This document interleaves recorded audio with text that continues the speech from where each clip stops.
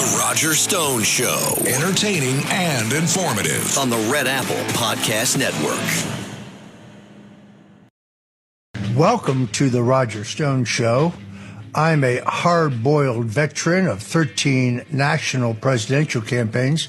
I often like to say that I've spent 50 years in the corroded rectum of the two-party system, and I've seen it all. If you have any doubts about my political skills or analysis, listen to the words of Vice President J.D. Vance. Roger Stone, who's a one of the smartest political minds.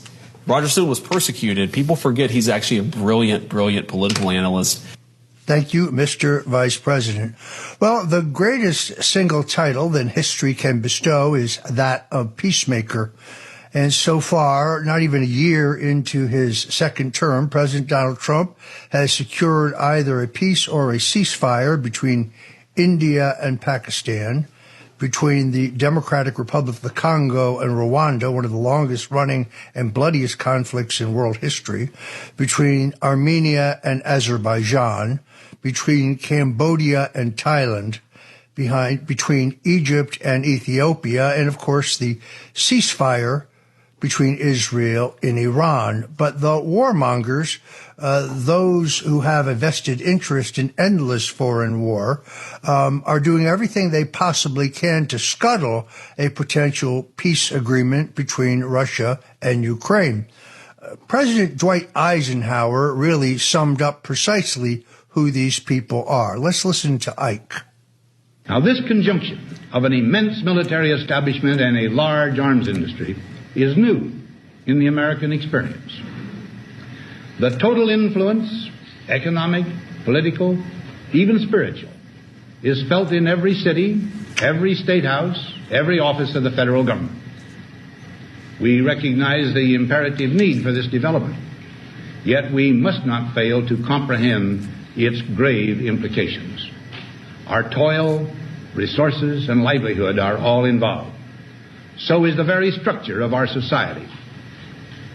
In the councils of government, we must guard against the acquisition of unwarranted influence, whether sought or unsought, by the military-industrial complex. The potential for the disastrous rise of misplaced power exists and will persist. We must never let the weight of this combination endanger our liberties or democratic processes. We should take nothing for granted. Only an alert and knowledgeable citizenry can compel the proper meshing of the huge industrial and military machinery of defense with our peaceful methods and goals, so that security and liberty may prosper together. Dwight Eisenhower called it. Today, we call them the deep state. He called them the military-industrial complex. They are unelected bureaucrats, and they are in the Pentagon. They're in our intelligence agencies. They're in the think tanks. They're most definitely in the media. And they, of course, are among the defense contractors. They had a vested interest in endless foreign war. They don't care about the senseless killing. They're all about profit and power. And Donald Trump is an extraordinary threat to them because he ran as the candidate of peace. He most improbably got a ceasefire between Israel and Iran, and now he is working diligently to get an agreement to end the conflict between Ukraine and Russia. But it takes two to tango, and the president is in a process. Therefore, those in the Wall Street Journal and CNN and the Washington Post and the New York Times and NBC and the rest of the lame street media who say, well, he came back from Alaska with nothing to show, don't realize that this is a work in progress. Secretary of State Marco Rubio was asked about it. Let's listen to that. Can you name any concessions that Vladimir Putin made during this meeting? Have any I wouldn't name them on your program. Have any concessions I wouldn't name been them asked? on your program. Why would I do that? Where is the pressure? Well, of course, because you can't have a peace agreement. No, you can't have a peace agreement unless both sides give and get. You can't have a peace agreement unless both sides make concessions. That's a fact. That's true in virtually any negotiation. If not, it's just called surrender. and neither side is going to surrender. So both sides are going to have to make concessions. So of course concessions were asked. But what utility would there be of me going on a program and tell you we've wagged our finger at Putin and told him you must do this and you must do that? It's only going to make it harder and less likely that they're going to agree to these things. So these negotiations, as much as everyone would love it to be a live pay-per-view event, these discussions only work best when they are conducted privately in serious negotiations in which people who have to go back and respond to constituencies, because even totalitarian governments have constituencies they have to respond to, people have to go back and defend these agreements that they make, and so and figure out a way to explain them to people. So we need to create space for concessions to be made. But of course concessions were asked. Marco Rubio pointing out that you don't conduct international peace negotiations in public. Anybody who's read The Art of the Deal would understand this. So Donald Trump is in the middle of a process, yet the mainstream media, desperate to scuttle any peace deal, if one is indeed at hand, are already attacking him. The president has announced that Volodymyr Zelensky, will meet at the White House on Monday for the second part of this peace process. First Lady Melania Trump, in the meantime, made an appeal to Vladimir Putin in a letter. She said, "In today's world, some children are forced to carry a quiet laughter, untouched by the darkness around them, a silent defiance against the forces that could potentially claim their future. In protecting the innocence of these children, you will do more than serve Russia alone. You will serve humanity itself. Such a bold idea transcends all human divisions, and you, Mr. Putin, are fit to implement this vision with the stroke of a pen." So now that Trump and Putin are on the same page, that puts pressure on Ukrainian President Volodymyr Zelensky to come to the table and get serious about peace. Zelensky does not want the spigot of unaccountable money to be cut off and will keep provoking Russia so the free ride continues. But he can no longer hide behind the United States because the jig is up. President Trump will not allow U.S. taxpayers to continue to be played like suckers any longer. We'll be following this story very, very closely. But I do note that in their meeting, in the press briefing in Alaska, President Vladimir Zelensky did say that if Donald Trump had been declared president in 2020, there would have been no war in Ukraine. And that's the stone-cold truth. In the meantime, more bad news for the deep state, thanks to the hard work of Tulsi Gabbard, the director of national intelligence.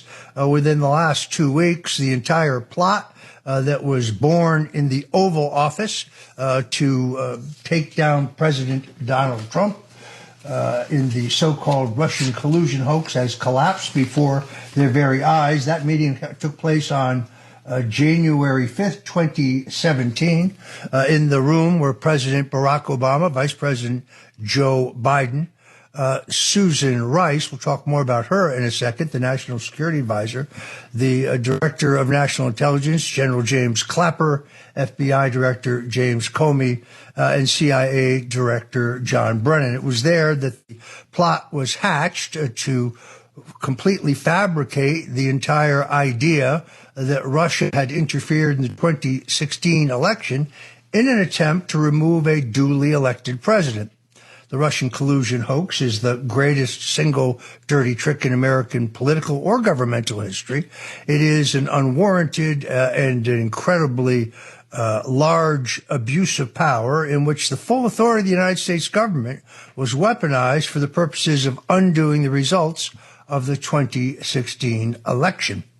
And now we learn that not only all of these players that I have named are busted, and there is absolute undisputed documentation of all of their roles in the plot, but we've also heard that a grand jury has been convened in Florida, in Washington, and in D.C. to begin hearing evidence of seditious conspiracy and treason against those, plus Robert Mueller, Andrew Weissman, and conceivably others. You see, the theory here is very simple, that this was not just a one-off in 2016 and 2017. This was a continuing seditious conspiracy that takes you through the theft of the 2020 election. I think we'll hear more from Tulsi Gabbard, the Director of National Intelligence, with classified documents about that, but also the run-up to the 2024 election, the unprecedented tsunami of lawfare against Donald Trump, in which they tried to keep him off the ballot, in which they tried to bankrupt him, in which they tried to throw him in jail, and in which they tried at least twice to kill him. And I think that all of these dots will get connected. More bad news this week for the Director of National Intelligence, former, that is, James Clapper. A top secret email that was declassified by Tulsi Gabbard showed that then DNA James Clapper dismissed concerns by the then National Security Agency Director, Admiral Mike Rogers, that the NSA had not had appropriate time or resources to validate the so-called Russiagate conspiracy details.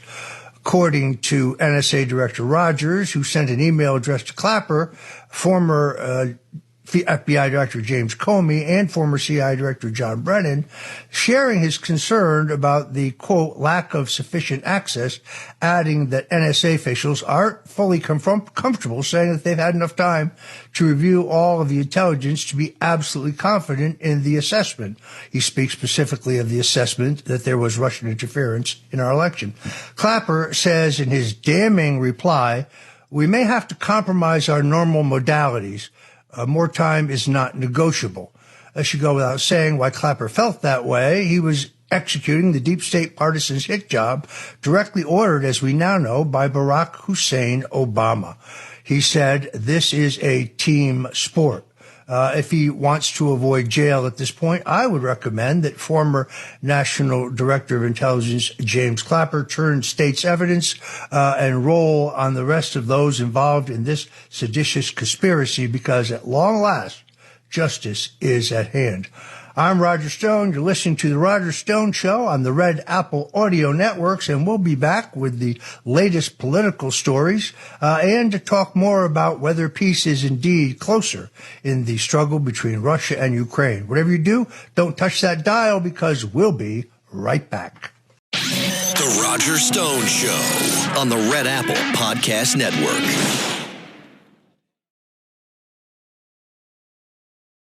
With Robinhood, not only can you trade individual stocks and ETFs, you can also seamlessly buy and sell crypto at low costs. Trade all in one place. Get started now on Robinhood. Trading crypto involves significant risk. Crypto trading is offered through an account with Robinhood Crypto LLC. Robinhood Crypto is licensed to engage in virtual currency business activity by the New York State Department of Financial Services. Crypto held through Robinhood Crypto is not FDIC insured or SIPC protected. Investing involves risk, including loss of principal. Securities trading is offered through an account with Robinhood Financial LLC, member SIPC, a registered broker-dealer. Among those trying to scuttle a potential peace deal between Russia and Ukraine is former National Security Advisor Susan Rice. Susan Rice actually suggested yesterday in an interview that Russian President Vladimir Putin had placed a bug in President Donald Trump's limousine, which is called the Beast, while he was riding in it. Of course, she makes this claim on the basis of no evidence whatsoever. But who is Susan Rice? Let me remind you, she was Hillary Clinton's national security advisor. She is one of the perpetrators of the Benghazi hoax. Let's listen to Susan Rice lie about what actually happened in Benghazi. It began spontaneously in Benghazi as a reaction to what had transpired some hours earlier in Cairo, where, of course, as you know, there was a violent protest outside of our embassy sparked by this hateful video. But soon after that spontaneous protest began outside of our consulate in Benghazi, we believe it began spontaneously. She's not even a good liar, because we now know that the attack on our embassy in Benghazi, in which 4 Americans, including the U.S. ambassador, lost their lives, was a military precision-like operation in which it was very clear that those who stormed the embassy had the floor plan of the layout of the embassy. They knew where the safe room was, and they violently violated the U.S. ambassador dragging his body through the streets.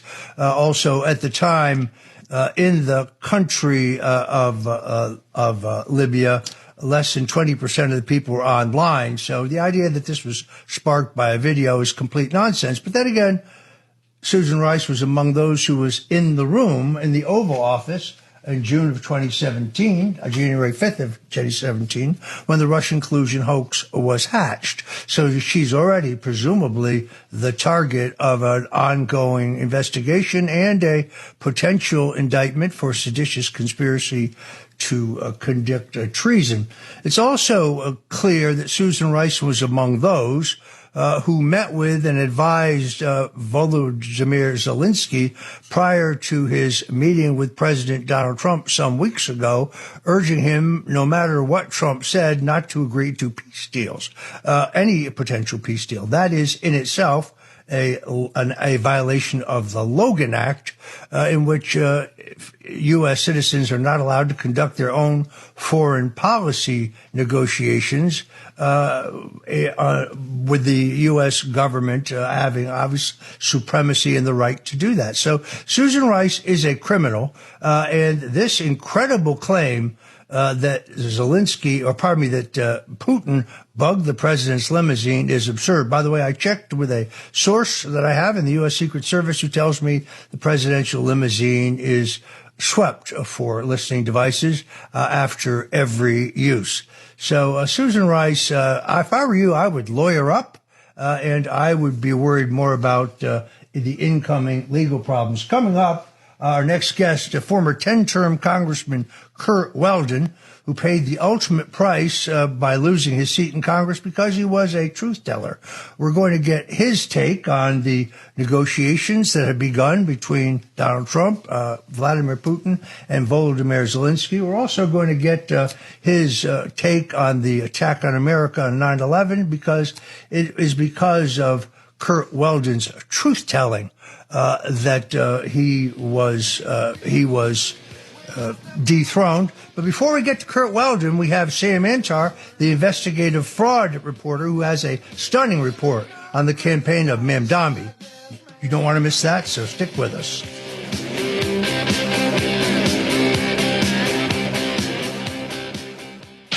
The Roger Stone Show on the Red Apple Podcast Network.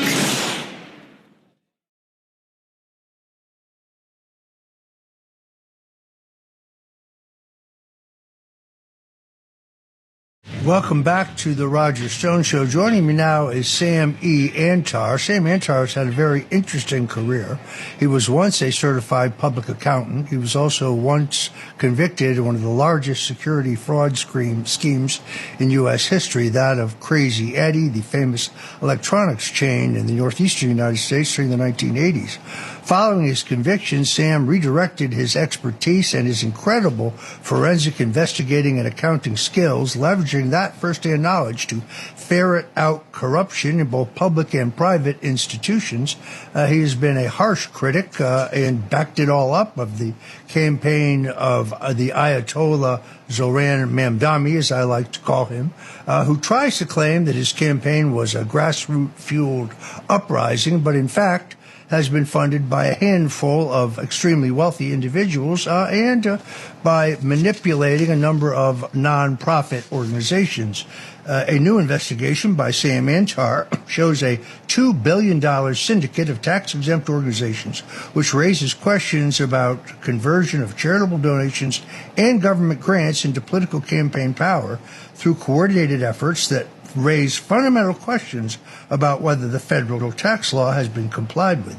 This new investigation, which he posted this morning on his website, whitecollarfraud.com, that's whitecollarfraud.com, exposes how Mamdani's elite-funded grassroots revolution was, in fact, nothing of the kind. It was merely the product, Sam Antar writes, of a syndicate, the coordinated infrastructure that manufactured his political rise and operates continuously, creating candidates while maintaining the illusion of grassroots democracy. Before we go to Sam Antar, let me just say that backing him up, professional auditors at Deloitte and with them have documented the tax-exempt syndicate of 18-plus entities acknowledging common control and shared facilities employees with political advocacy groups in their own IRS filings. In other words, contradicting the organizational independence required for tax-exempt status. Sam Antar, welcome to the Roger Stone Show.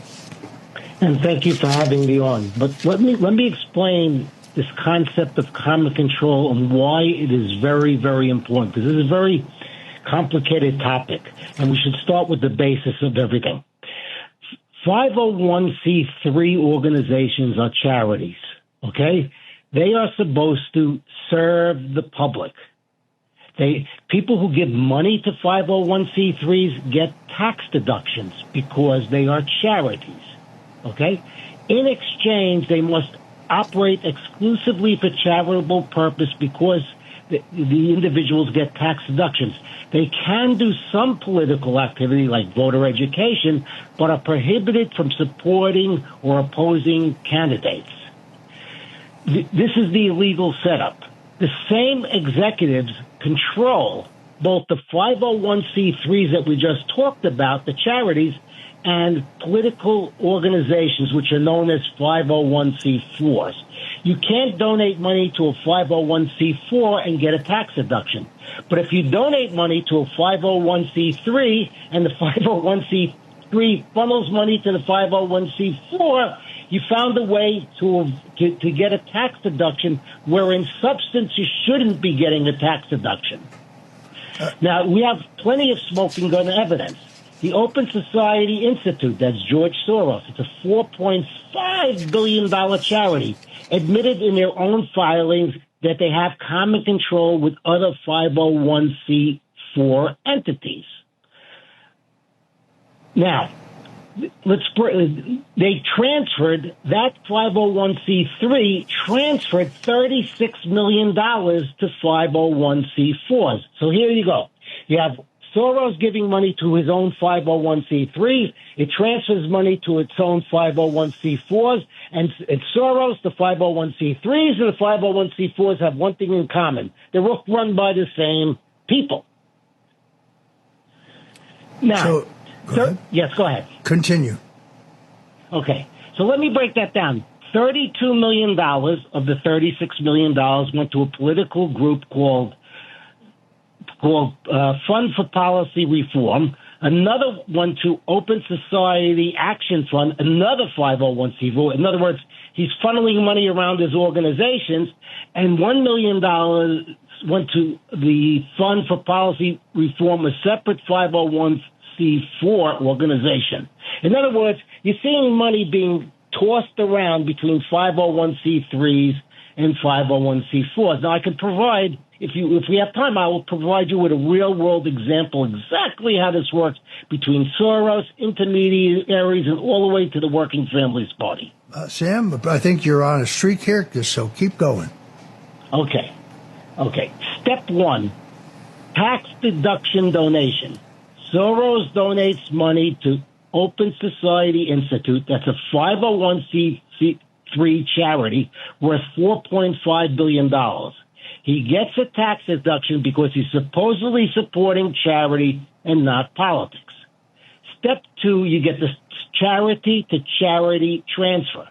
Open Society Institute, the 501c3, gives money to the 501 to Tides Foundation, another 501c3 charity. Now, the list looks completely legitimate. One charity supporting another charity. But here's where it gets sticky. Step three is the pass-through hub. Tides Foundation, which somehow manages $350 million with 0 employees, becomes a grassroots laundering hub. They spread Soros' money throughout the network and hide where it originally comes from. Step four, the critical conversion. Here's where the scam happens. Tides Foundation gives $4.6 million to the Working Families Organization. But Working Families Organization isn't a charity. It's a 501c4 political group which can support candidates. direct political spending, Working Families Organization then spends $2.2 million, sends $2.2 million directly to PACs and spends it on campaigns supporting candidates like Zohran Mamdani. The same people control the entire pipeline. Open Society admits, Soros' organization admits common control and shared employees, and that's how it goes. So the money flow. Soros gets deduction to charity, to political group, to candidate PACs. This is an incredible story. It's my understanding that you have filed a formal complaint with the Internal Revenue Service. I'm told that it weighed about 50 pounds with all of the documentation. This is on top of Sam Antar exposing the fact that in their post-election filing with the New York City Board of Elections, despite the alleged grassroots aspects of the Mamdani campaign, the fact that he'd had hundreds of thousands, if not millions, of clicks on Facebook and Instagram and Snapchat and so on, virtually nobody pushed the donate button on his website. And then, of course, once Sam Antar went on this program and on his website, which is whitecollarfraud.com, and exposed this fact, and exposed the fact that virtually all of Mamdani's money had come from wealthy bundlers, well, then the Mamdani campaign completely restated and changed their filing with the New York City Campaign Finance Board, and they foolishly threatened to sue Sam Antar for defamation. Good luck on that one, by the way. Sam is a man who keeps the receipts. So the whole notion of Mamdani as some kind of grassroots, from nowhere, citizen uprising, is a fraud. It's a fugazi. This is an elite operation by the progressive wing of the Democrat Party to do away with the corporate wing of the Democrat Party, and they have produced a candidate for mayor who very clearly says that he would defund the police, that he thinks that we should give free transportation and free health care and free housing to all Americans, all New Yorkers, pardon me, but he would pay for that by raising taxes on white people. He said it, I didn't. A man who says that violence is a social construct, which to me sounds like he intends to open the doors at Rikers Island and let all those folks out. This is a guy who wants to do it with cash bail, and who openly praises the jihadis and Intifada. This is the most dangerous candidate for mayor in New York City, and that's saying a lot for a city that elected Bill de Blasio. Nobody has been a better and more on-the-money critic of Mamdani's rise than Sam Antar. Sam, how many times was that process that you just described as an example, how many times do you believe it was duplicated? I filed a 40-page or so complaint to the IRS with all of the evidence, which was thousands and thousands of pages. I posted a blog that's like a 38-minute read. And believe it or not, I am only at the tip of the iceberg. There's going to be more information forthcoming in the coming weeks or months. But here's the key. Remember that line in Seinfeld? Who are these people? Where did they come from? Mamdani, okay, AOC, Letitia James. They're just the end result of a machine, okay, that very, very possibly skirts the tax law, okay, very possibly violates the IRS rules to produce these kind of garbage candidates. Unfortunately, that's the way it is. And these 501c3s and 4s are answerable to nobody. They operate like a shadow government.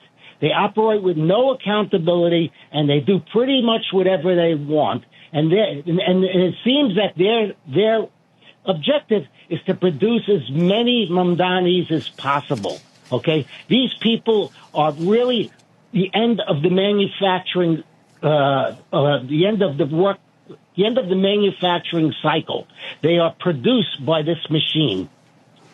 They're just the end. They're the tail wagging the dog. Folks, if you're just tuning in, this is the Roger Stone Show. We're talking to Sam Antar, fraud investigator par excellence. You can read his fuller report at whitecollarfraud.com. That's whitecollarfraud.com. We're going to be back with more of Sam Antar just around the corner. So whatever you do, don't touch that dial. We'll be back with more expose about the fraudulence of the idea that the Mamdani revolt is some kind of grassroots revolution. We'll be right back. The Roger Stone Show on the Red Apple Podcast Network.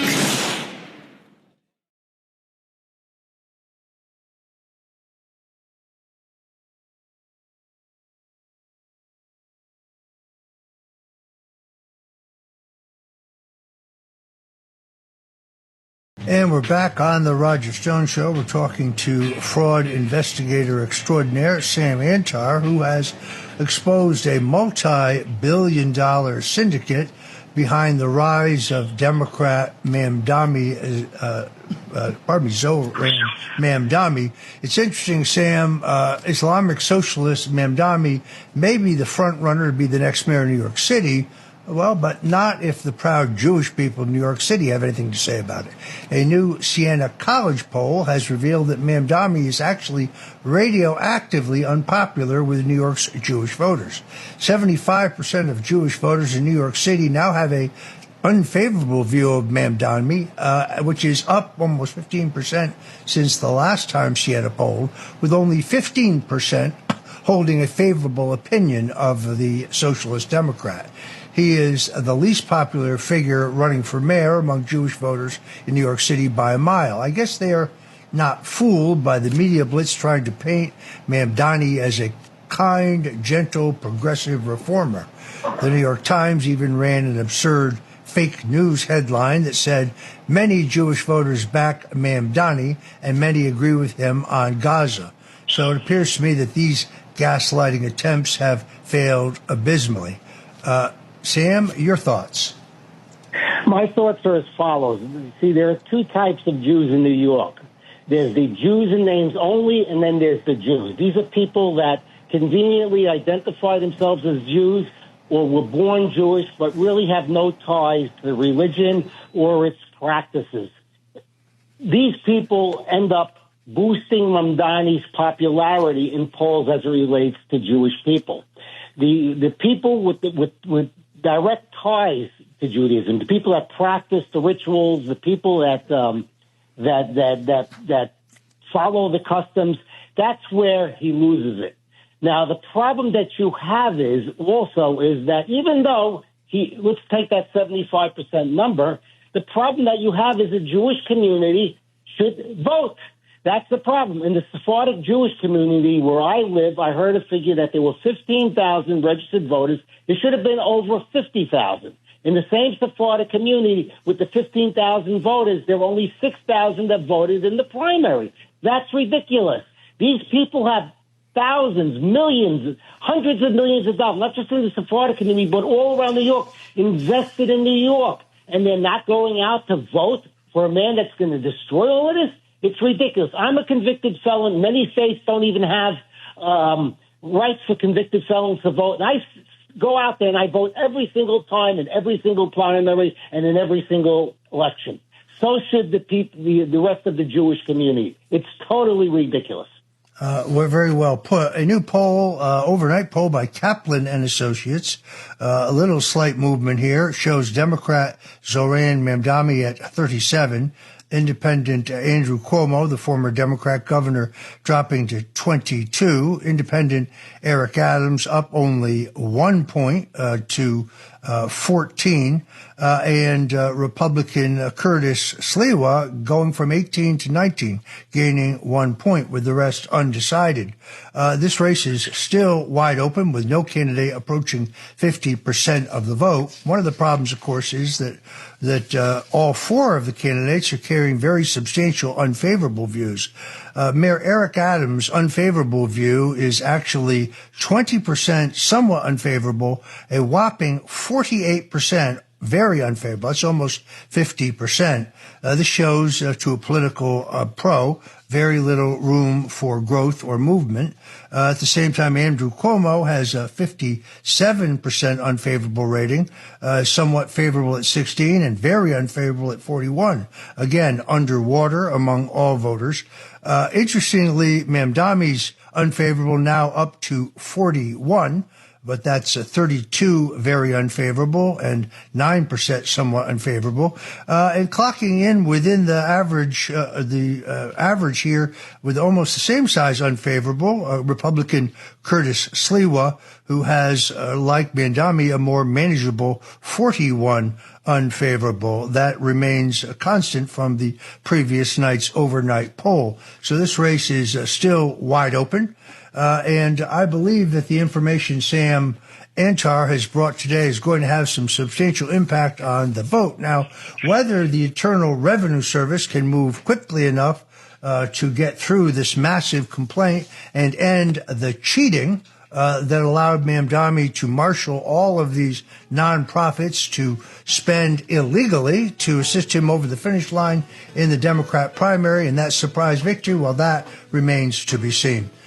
Coming up here in the Stone Zone, Congressman Curt Weldon, 10-term congressman from Pennsylvania who paid for his seat by telling us the truth about 9/11, is going to give us his breakdown on the latest news out of Alaska and the Russia-Ukraine peace negotiations. Our thanks to Sam Antar for joining us today on The Roger Stone Show. Whatever you do, don't go away because The Roger Stone Show on the Red Apple Podcast Network.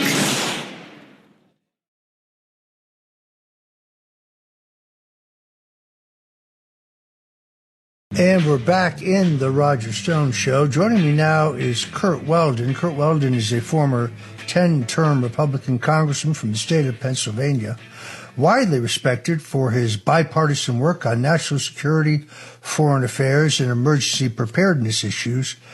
During his time in Congress, he served as vice chairman of both the House Armed Services Committee and the House Homeland Security Committee, roles that placed him at the center of U.S. defense and intelligence oversight. I met recently with Curt Weldon.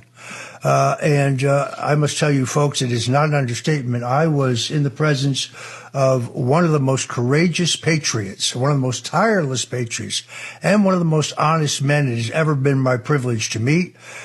He lost his political career by telling the truth about 9/11, by asking probing questions. When the FBI raided the home of his daughter just days before what should have been a routine re-election in order to smear him. Of course, that brought banner headlines. Needless to say, his daughter was neither guilty of any crime nor charged with any crime. It's interesting, Curt, because you're the second person I've heard this tactic used on this week. There was another political candidate who suffered the same fate. I am truly honored to bring Curt Weldon onto the program. Congressman, welcome. Well, thank you, Roger. And what you went through certainly is an example for all of us of what patriotism is all about. You are simply doing your job and helping the country put in place strong leadership. And they had to attack you personally for no reason and do it in the most obscene way imaginable. Certainly not a part of what this Constitution is based on. What was amazing to me is after they ended my career to stop me from chairing the Armed Services Committee because of investigations I was pursuing with strong bipartisan support. Amazingly, several weeks later at the National Fire and EMS dinner in Washington, in front of 2,000 people, a video appears, and it's George H.W. Bush. Without me asking for this, he offered a video tribute to me. If any of your listeners want to see it or watch it, I'll give it to them. It's still on the internet. And he called me the kind of leader that America needs, that leaves the country stronger and safer. That was weeks after his son and his son's cronies around him raided my daughter's house, ruined her life, and led to the ultimate death of my son. The duplicity of the Bush family can be seen in my book, The Bush Crime Family, which you can find right now on Amazon. These are incredibly duplicitous people. I find the very people today who are trying to scuttle the peace negotiations that Donald Trump is so painstakingly trying to put together between Russia and Ukraine are the very same people who brought us the war in Iraq. The very same people who lied to us about Iraq having weapons of mass destruction, lied to us about Iraq having some role in 9/11, which of course they didn't. The same people who toppled Gaddafi in Libya. And you know better than most how that worked out. I believe that you hand-delivered a letter from Gaddafi to U.S. officials saying that he was prepared to step aside, and they murdered him anyway. And these same people are trying to sabotage peace. I talked about this in the opening segment because war is extremely profitable for some people. They don't care about the deaths. They don't care about the displacement. They don't care about the lives ruined and the bloodshed. It's all about power and money. So, Kurt, as a shrewd observer of the international scene, tell me your assessment of the president's negotiated meeting in Alaska with Vladimir Putin, and how do you think this plays out going forward? Well, I think it's been absolutely essential that the two of them meet, and I don't say that as a sideliner. I come from a very patriotic family of 9. My brothers and sisters all served in the military. I tried to go to the Air Force Academy. I got the nomination, but I couldn't get a waiver for my eyes, so I served my life for the firefighters of this country as their national spokesman, and I'm still assisting them in that role. But when I went to Congress, I had taken the Russian language in high school and college. And so a supporter of Ronald Reagan, Faith Whittlesey, nominated me to an international program sponsored by the State Department to go to the Soviet Union. I'd never been there, don't have any ties there. I spent 2 weeks with 4 other Republicans and 5 Democrats debating the future leaders of the Soviet Union all over their country in 6 different cities. We were tough negotiations. We were direct. And what I found out was that these people, these young leaders of the Komsomol, they weren't believers in Marx and Lenin. They simply wanted a better way of life. When we hosted them in America, they simply wanted to be able to enjoy the things that we enjoy. So it wasn't the people of their country that were the problem. It was the political establishment in the Soviet Union. It was the Communist Party leaders. And unfortunately, what I found out after 20 years in Congress is we have the same problem in this country. It's not a battle between the people of America and Russia. Nothing was so evident when I went over to I had a delegation in Moscow a week after 9/11, and as our bus pulled us up to the American Embassy in Moscow, which is the largest embassy we have in the world, we couldn't see inside the chain link fence because the chain link fence was filled with stuffed paper notes. We got out of the bus and went over and pulled some of them off. They were written in English and Russian, and they were prayers from the Russian people, praying for America, praying for our families. There were teddy bears around the fence. There were crosses. There were icons, all showing the love of the Russian people for the American people at our worst possible hour. That wasn't done by the government.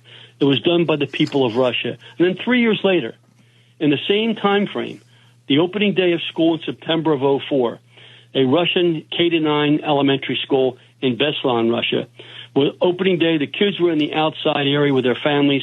A group of terrorists pulled up in a truck with hoods on, with guns. They forced all the people, the families, and the children in the school. And for 12 hours, they held them. No water, no bathrooms, no food, making demands that Moscow would not adhere to. After 12 hours, the families overran the barricades. When the fighting ended and the fire destroyed the school, 347 were killed, most of them children, ages from kindergarten to 9th grade. I went to our State Department. I said, get someone over there to show the Russians that we pray for their people, not for Putin, for their people. And they said, we're not going, Congressman. So I went over to Beslan. Roger, I took 2 other members of Congress and staff.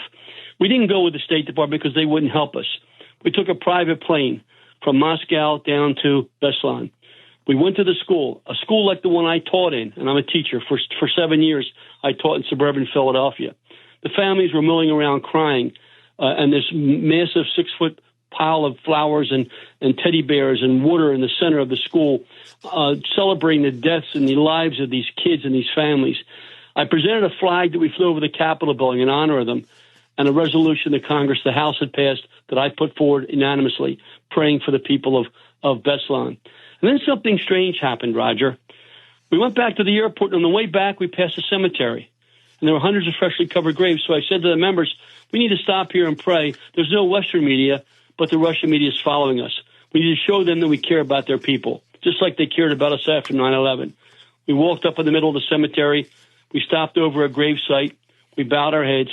One of my colleagues was a part-time minister. I asked him to pray. The flowers on all the grave sites are red, white, and blue. The colors of Russia are the same as America. As you look down, I can read Cyrillic. And I read the last three letters on the ribbon on the flowers. Those flowers were sent from the U.S., USA. I couldn't believe it. We're 8,000 miles from America. 1 week after an attack on their school. No one's allowed there. We finished the prayer. We kneeled down. I unfurled the ribbon. Those flowers, somehow, some way, were sent by the families, the community, and first responders of Columbine, Colorado. The point is this, Roger. Battle's not between the people. The battle's between those who seek to make money. And that's got to stop. Donald Trump understands that. I can tell you, having served with a number of presidents, and my hero, and the reason I got involved, was Ronald Reagan. I served the last 2 years of the Reagan administration. Donald Trump is now doing what none of them wanted. And that's why they were so absolutely, totally focused on stopping him. You know, this attack in 2016 wasn't just to stop Donald Trump and to do everything possible, including ruining you and your family. They knew if Donald Trump got in, and if Donald Trump showed the American people what had been going on for 30 years since the Clintons, what they did in Russia, what happened under Bush in Russia and around the world, and what was done under Obama and Biden, they knew if those stories were ever made public, and they were the ones I was investigating, if the American people found out the money that was changed, the billions of dollars that moved, the people's lives that were lost, they knew that they would be up for basically being labeled as traitors, because that's what they are.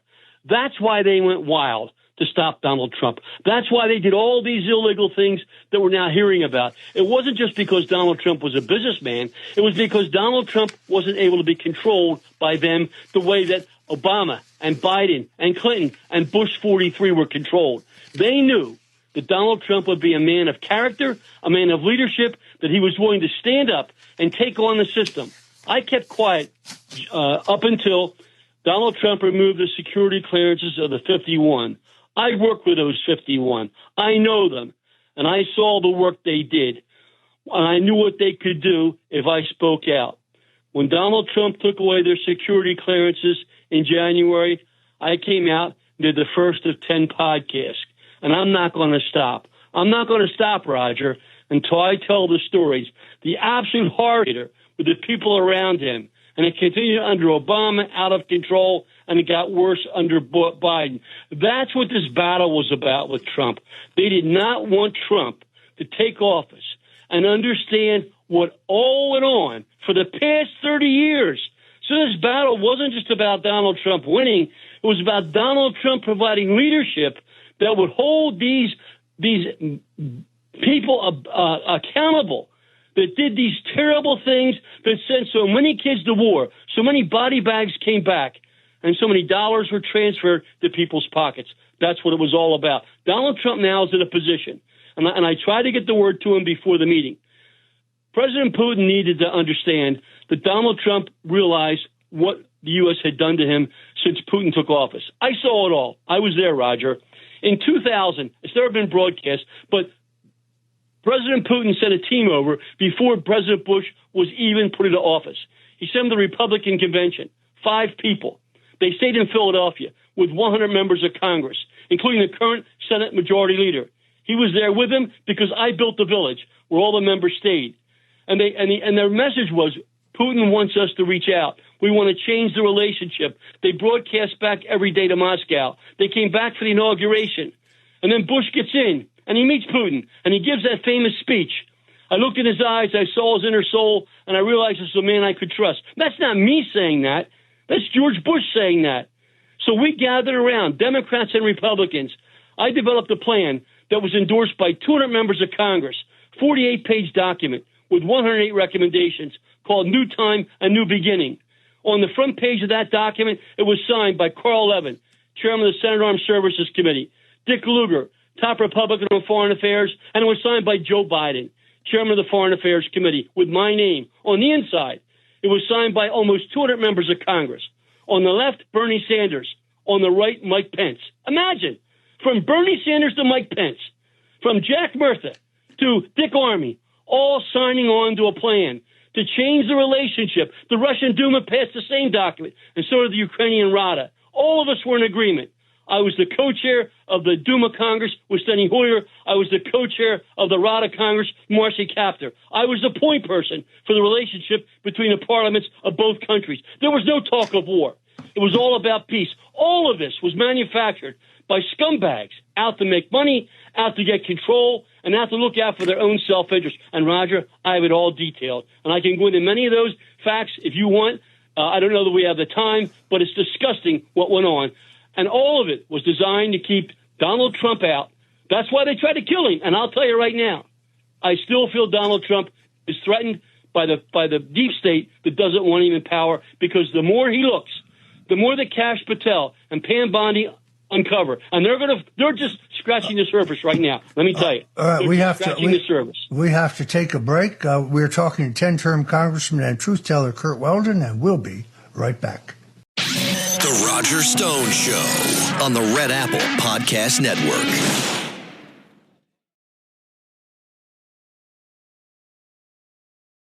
And we're back in the Roger Stone Show. We're still with our guest, former Congressman Curt Weldon, who served 10 terms from the Commonwealth of Pennsylvania. He is the author of an incredible book, Countdown to Terror, the top secret information that could prevent the next terrorist attack on America and how the CIA has ignored it. I can't put this book down. I'm almost finished with it.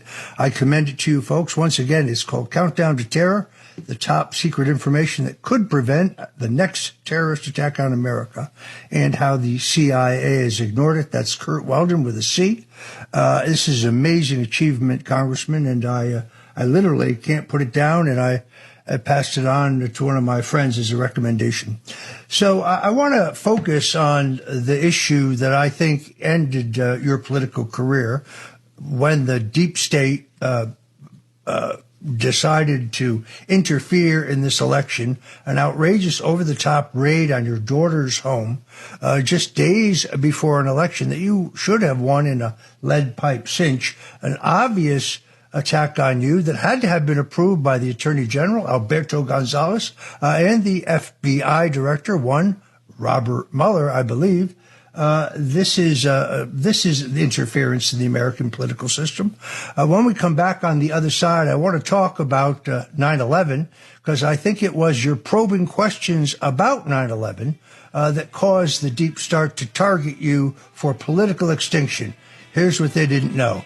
You will never quit fighting. You will never go away. You will never stop speaking up. Folks, stick with us. We'll be right back with Curt Weldon right on the other side.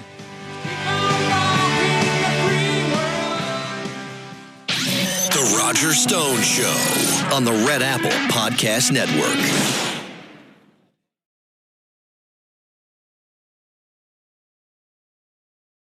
And we're back in the Roger Stone Show. We're going to finish up with Curt Weldon. Curt is a former 10-term Republican congressman from Pennsylvania, widely respected on a bipartisan basis for his work on national security, foreign affairs, and emergency preparedness, a champion of the country's firefighters.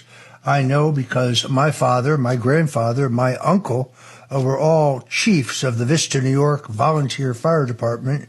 It is that kind of public service that runs in our veins.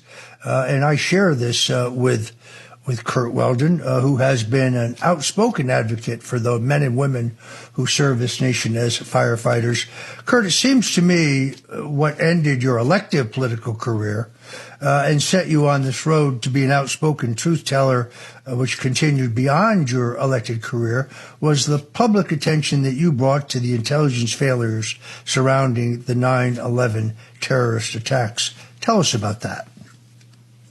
Well, and you hit the nail on the head. I'm a firefighter, and like your family, and I applaud your family It's in my blood, as it's in your family's blood and you. I was at the Trade Center in '93 as the guest of the Fire Commissioner Howard Safer. I met a young officer who was rising up through the ranks, Ray Downey, and I spent the day going through the bombed-out garage and went back and made recommendations in a piece I did. But that night when I went back to the Capitol and did a 1-hour special order, I got a call on my phone in my office. It was Mario Cuomo, and he called to thank me because he had been watching on C-SPAN the 1-hour presentation I did. I introduced legislation to create the Gilmore Commission, which Governor Jim Gilmore chaired. Ray Downey was on that commission. That commission was taking the lessons learned from the '93 attack to prevent another attack. Unfortunately, the bureaucracy didn't listen, and people in and there are good people in our intelligence agency. I want to make that point, and I have many friends there.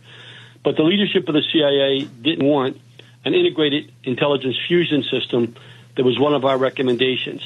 And Ray Downey, the former Marine, was one of the guys that made that point. I put the language in 2 successive defense bills before 9/11, calling for the fusion center. On 9/11, when the attack occurred, I got 5 frantic phone calls from military intelligence officers. And Roger, listen carefully. Every one of those intelligence officers are now speaking publicly, not just me. Every one of them is telling the story. We knew 1 year in advance every cell of Al-Qaeda in the world. We knew Muhammad Atta and the New York cell. When I came out with the information after 9/11, Louis Freeh went on national TV on Good Morning America. And he said we could have stopped 9/11, and Louis Freeh were not bad in the Wall Street Journal. And then on top of that, General Keith Lambert, one of our special ops generals, wrote the book Horse Soldiers. And on page 27, he's asked the question while he's riding horseback in Asia, General, what were your thoughts when 9/11 happened? And he said in the book, within seconds I knew who had done the attack. I knew it involved Muhammad Atta because I had been briefed on a top secret Army intelligence program that was Able Danger. Roger, none of this is in a 9/11 Commission report. Phil Zelikow covered up everything. He's a piece of trash. He was given the leadership role for the 9/11 Commission, and they lied. My friend Ray Downey died on 9/11. This past Monday, I was in New York for the whole day with his son. His son, Joe Downey, is currently the chief of all rescue, and their 25-year-old grandson is now in the fire department. He was 4 years old when I brought Joe Downey and the family down to my district 1 month after 9/11 to honor Ray. I will not stop until we expose the lies of Zelikow and the people in the commission that hid from America the truth about 9/11. I know the intelligence truth. I know what we hid. I know what the CIA did to stop the capability that could have prevented that. Not me saying that. Louis Freeh, FBI director. General Keith Lambert, the head of special ops on horseback. That's my outrage, and I'm not going to stop, Roger. They'll have to kill me. And if they kill me, I've already said this publicly. We'll surround the CIA headquarters with 600 fire trucks. Let them explain that to the American people. Well, we know for a fact, and I document this in my book, The Bush Crime Family, that the Florida Department of Law Enforcement had reports which they sent to the FBI of numerous men in North Florida attending a upstate flight training school who evidently had a keen interest in learning how to take off, but very little interest in learning how to land an airplane. But that was never investigated prior to 9/11. It was investigated only after 9/11. And by that time, they found their homes, their cars, their jewelry, their clothing, their personal effects, but the perps were gone. And why the FBI never investigated that lead remains a mystery to this day. Also a mystery is the fact that members of the bin Laden family were flown out of the country from Boston, even though there was a lockdown on all air travel for the American people. That has never been explained. You could spend hours with Kurt Weldon. Not only that, Roger. Go. Not only that, but after I could not trust CIA intelligence as the vice chairman of the Defense Committee with 60 members, all of whom I work with. Democrats are my best friends, all of them, bipartisan. I could not trust to get clean intelligence from the agency. I would get better information from reporters who would cite anonymous sources. And I would go to the CIA and I would say, I know this is coming from you. Why are you giving information to the reporters that should be coming to us on the committee? Well, they were giving me information after 9/11. The Osama bin Laden was in a town called Ladiz. I didn't know where Ladiz was, so I walked up the street on Pennsylvania Avenue, I bought a map, and I looked all over Afghanistan for Ladiz. I looked all over Pakistan for Ladiz. I found Ladiz. It was 10 kilometers inside the border of Iran. I went back to a classified briefing. With 60 members of the Armed Services Committee, I was the acting chairman at that hearing, with the CIA at the table. And I said, I have information from my intel friends that bin Laden's been sighted in Ladiz. What's your response? And we have been sending troops to Afghanistan, and this was their response to me in front of 60 members of Congress. Well, Mr. Chairman, we've heard similar reports. We can either confirm or deny them. I almost fell off my chair. 3 months later, my intel friends come back to me and tell me they have raw data that he's being treated at a military hospital outside of Tehran, Iran. I go back to the classified briefing, and I ask the question of the CIA, and I get the same response. We cannot confirm or deny, but we've heard similar reports. In the end, Roger, I have 10 silver bullets, 1,000% confidence that the U.S. knew and helped place Osama bin Laden inside of Iran in Baluchistan and allowed him to roam there while we sent kids to die in Afghanistan. So it wasn't just the 3,000 people. It wasn't just the 343 firefighters that died at 9/11. It was 2,500 soldiers that were sent home in body bags from Afghanistan looking for bin Laden as George Bush stood up on the stand with his hair in the air, hand in the air. And bin Laden wasn't there because our government knew he was roaming around in Iran. That's outrageous, and it's wrong, and it's got to stop. And, Roger, I'm not going to stop until we get all of this out for the American. And the only person that can do this is Donald Trump. The only person that can get the truth out. Leads me to my final question. I know the answer, but I want you to articulate it. Do you think President Trump should appoint a blue ribbon commission to study what really happened on 9/11? 1,000%. The commission established neither the Bush nor Clinton administration wanted a commission after 9/11. We forced it in Congress. So the Bush administration put Condi Rice's friend as the head of it, Phil Zelikow. The Democrats put Jamie Grelick on the commission, and the staffer Dieter Snell. Do you know that here I am, the point person for the firefighters. I was at both trade centers, 93 and 9. They wouldn't let me testify before the commission. I wonder why. They wouldn't let the Able Danger team testify. I wonder why. Zelikow arranged and oversaw a cover-up, the largest cover-up in the history of America. And you know what? You know what's interesting, Roger? Zelikow was one of those people, one of those alleged Republicans that signed the letter saying he was opposing Donald Trump. Zelikow needs to be investigated, and I'll provide all the data to do that investigation. We need a presidential commission, not a commission of lobbyists, not a commission of scumbags, not a commission of paper pushers. We need a commission of real experts, firefighters, fire engineers, architects, experts on aviation. Those people will look at the facts. And let me tell you this, Roger, this will end up being the biggest scandal in the history of the United States of America. Mark my word.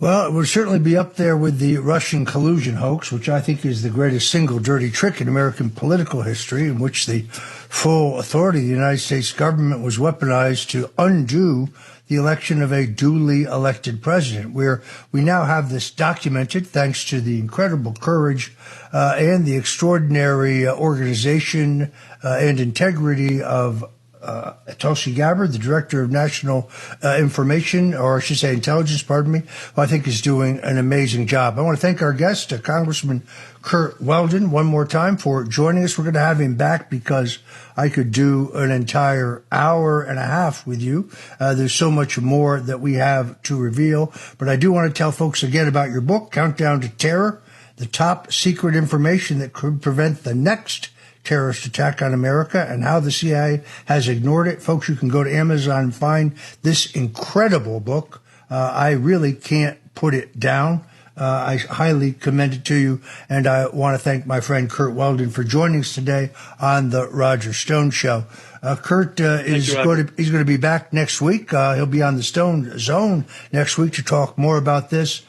He is an irrepressible patriot, as you could hear, and he and I have something in common. We never quit. We never quit in the fight for freedom. We never quit in the fight for truth. So, Curt, thank you for joining us today on the Roger Stone Show. Thank you. And folks, we'll be right back. Don't go away because we've got a little more political news for you right here on the Roger Stone Show on the Red Apple Audio Networks, where we try to bring you the stone cold truth. Roger Stone Show on the Red Apple Podcast Network.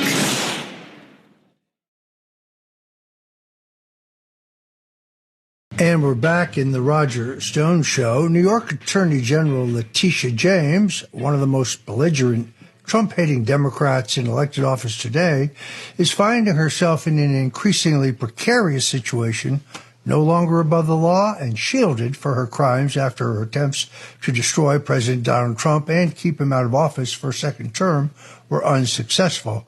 We already know that a special counsel has been appointed by the U.S. Attorney General to investigate a 22-year pattern of mortgage fraud that took place in both New York and Virginia. Ed Martin, the former Deputy Attorney General, I guess still current Deputy Attorney General, but the former interim U.S. Attorney for the District of Columbia, has been assigned to investigate those mortgage crimes that other people, regular people, have been convicted and punished for. But additionally, it was announced by the Department of Justice last week that a federal grand jury investigation based on the civil fraud case that James filed against President Trump and his companies in 2023 has been opened.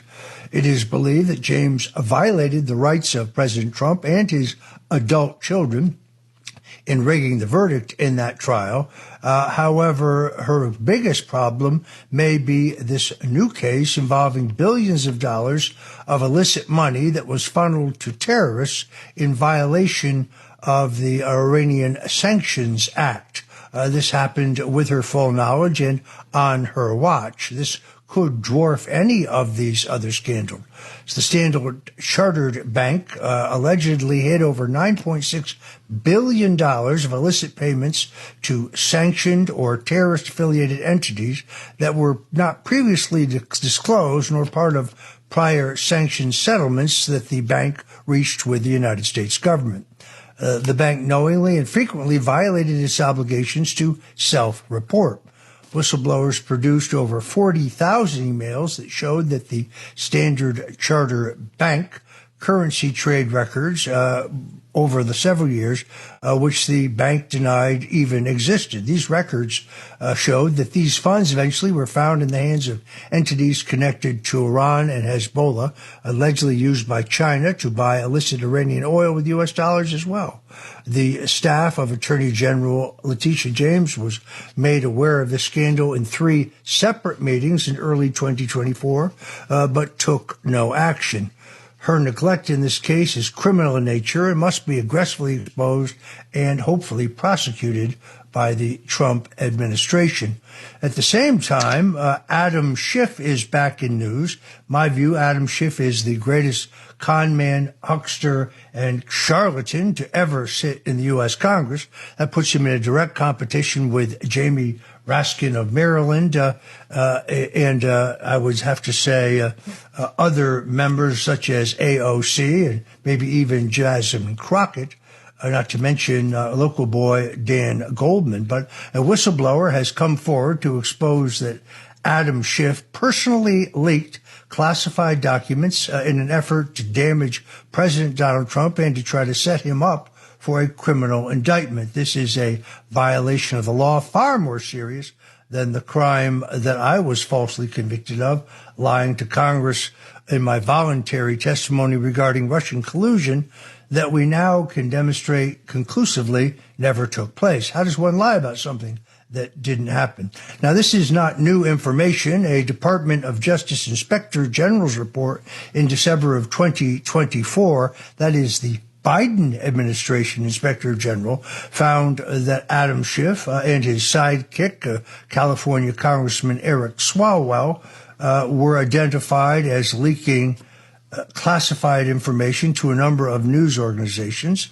The whistleblower worked closely with the FBI. Schiff told the whistleblower and other staffers that he would be leaking the classified information in order to damage Trump, and was seeking to have this information generate an indictment for Trump. The whistleblower voiced his concern that what Schiff was suggesting was completely and totally illegal, and was assured by Schiff staff members in attendance at the meeting in which this was openly discussed that there was nothing to worry about because they would never get caught. Eventually, the whistleblower went through the appropriate channels where their complaint was buried. Well, that was until now. Because of President Trump and his heroic Director of National Intelligence, Tulsi Gabbard, whistleblowers are now being venerated and their testimony is finally being heard. This is not good news for Shifty Schiff and his deep state collaborators. I recall very distinctly him telling us, I think it was with it was on Meet the Press with Chuck Todd, that was that Adam Schiff said that he had seen, quote, more than circumstantial evidence of Russian collusion with Donald Trump's campaign, when in fact he produced nothing of the kind. His defense that Trump campaign manager Paul Manafort shared polling information with Konstantin Kilimnik, who was a Russian intelligence asset, is deeply flawed in that Manafort had no proprietary Trump polling information at that time. So any information he would have disclosed to Kilimnik would have been public information one could find on the internet. And Kilimnik, as demonstrated by the investigative journalist Matt Taibbi, was not a Russian intelligence asset, but indeed was a U.S. intelligence asset. Schiff's other claim that Roger Stone, was in touch with Guccifer 2.0, who he alleges was a Russian intelligence agent, that benign communication, which I myself released, took place 3 weeks after the WikiLeaks had published all their information regarding the Democrat National Committee and Clinton's campaign. So it is proof of absolutely nothing.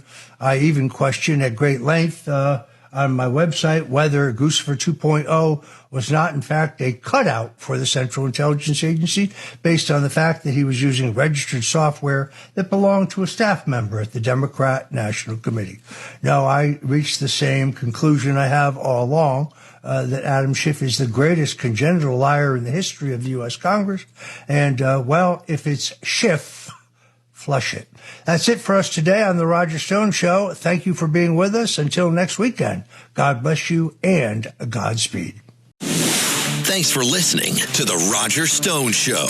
You can hear The Roger Stone Show Sunday afternoons at 3. If you like the podcast, share it with your friends and listen anytime at WABCRadio.com and download the WABC Radio app. Hit that subscribe button on all major podcast platforms. Plus, follow WABC on social on Instagram, TikTok, Facebook, and X. See you next time for a new episode so you never have to wonder, what the heck is going on here?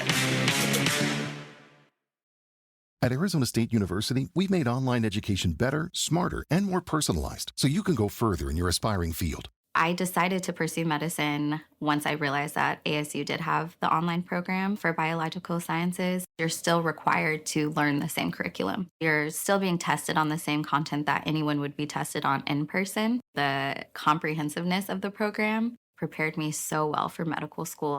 Explore over 350 plus programs at asuonline.asu.edu.